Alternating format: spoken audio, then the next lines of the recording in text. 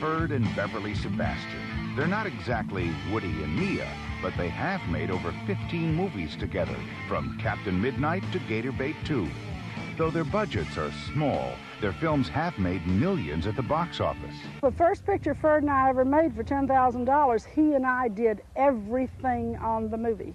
Sound, lighting, camera, makeup, wardrobe, everything. He and I were the film and the crew, except for the actors, which were some friends of ours in Houston, Texas. Beverly and I met each other when we were 18 and 19. We met at a skating rink. 10 days later we were married, and she's been married now for 38 years. I am the absolute final word on direction.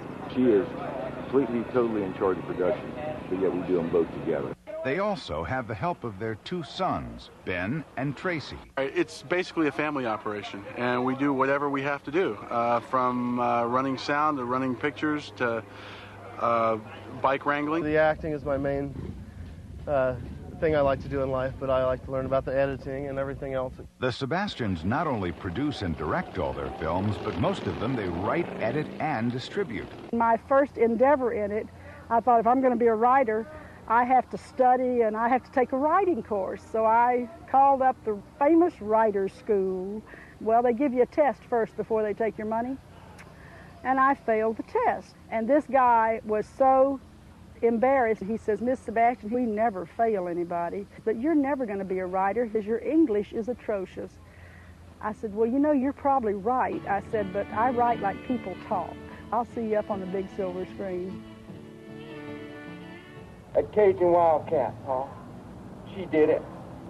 She killed Ben Bracken. Ben Bracken? Are you sure? Sure, I'm sure, Pa. Gator Bait was probably our third or fourth film. Ferd was in the service in Louisiana, and I've always wanted to make a story about the Cajun people. Looking for guidance, they somehow managed to get Walt Disney himself on the phone, who offered some unexpected advice.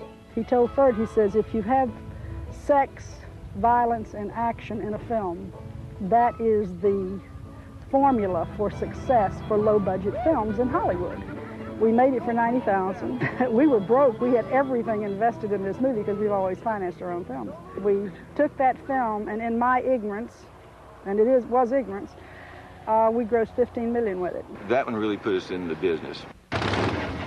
The Sebastians' latest film is called Bad to the Bone. It's a biker story set in the Deep South.